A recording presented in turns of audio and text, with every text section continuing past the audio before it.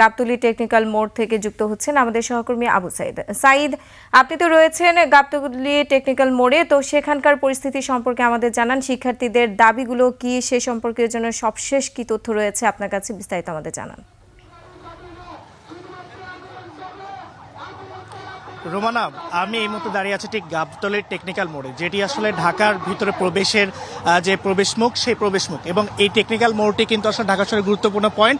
সেই গুরুত্বপূর্ণ পয়েন্টে কিন্তু আজকে বেলা 12টার দিকে পূর্ব ঘোষিত কর্মসূচি অনুযায়ী বাংলা কলেজের শিক্ষার্থীরা এখানে এসে অধ্যাদেশের দাবিতে, অধ্যাদেশ জারির দাবিতে তারা এখানে যে ব্লকেট বা অর্থাৎ অবরোধ কর্মসূচি সেটি চালান। এবং আমরা যেমন লক্ষ্য করেছি, শুধু টেকনিক্যাল মোড় নয়, দেখেছেন তাঁতিবাজার এবং সায়েন্স ল্যাব মোড়েও এই অবরোধ কর্মসূচি চলছে, যার ফলে আমরা দেখতে পেয়েছি যে এখানে কিন্তু দীর্ঘ যানজটের সৃষ্টি হয়েছে এবং জনগণের ভিতর কিন্তু ভোগান্তির সৃষ্টি হয়েছে। এবং আপনি যদি একটু আমার পেছন ভাগে আমি দেখানোর চেষ্টা করি, এখনো শিক্ষার্থীরা কিন্তু রাস্তা অবরোধ করে রেখেছেন এবং রাস্তা অবরোধ করে সেখানে কিন্তু তারা ফুটবল খেলছেন। আমরা পাশাপাশি যেমনটি দেখেছি, যারা বাসে ছিলেন বা দূরে যাতায়াত করবেন বা যারা গাবতলীতে যাবেন, বাস স্ট্যান্ড যাবেন, তারা কিন্তু পায়ে হেঁটে আসলে তাদের যে গন্তব্য, সেই গন্তব্যে যাচ্ছেন। ঠিক বেলা 12টা থেকে তাদের এই যে ব্লকেট বা তাদের যে অবরোধ কর্মসূচি সেটি চলছে। এর আগে আমরা লক্ষ্য করেছি সকালে কিন্তু এখানে পুলিশের যে অবস্থান সেটি ছিল, এখানে আমরা দেখেছি জল কামান রয়েছে, কিন্তু পুলিশের পক্ষ থেকে কিন্তু তাদের সাথে, আন্দোলনকারীদের সাথে কথা বলেছেন, তারা আন্দোলনকারীদেরকে বোঝানোর চেষ্টা করেছেন, কিন্তু তারা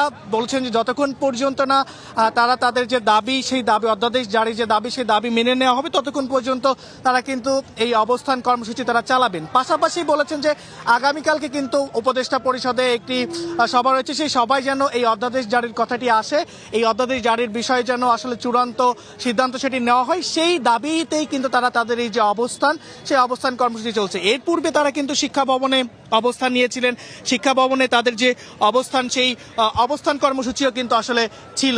তবে আজকে বেলা 12টা থেকে তারা এই যে জায়গাটিতে অবস্থান করছে টেকনিক্যাল মোড়ে, যার ফলে আসলে আমরা যেমনটি লক্ষ্য করেছি, যারা আসলে খেটে খাওয়া মানুষ বা যারা আসলে দূর থেকে আসে, দূরপাল্লা থেকে এখানে আসেন ঢাকাতে প্রবেশ করার যে প্রবেশমুখ, সেখানে কিন্তু তীব্র যানজটের সৃষ্টি হয়েছে। রোমানা, এটি ছিল আসলে এই মুহূর্তে টেকনিক্যাল মোড় থেকে আমার কাছে সর্বশেষ।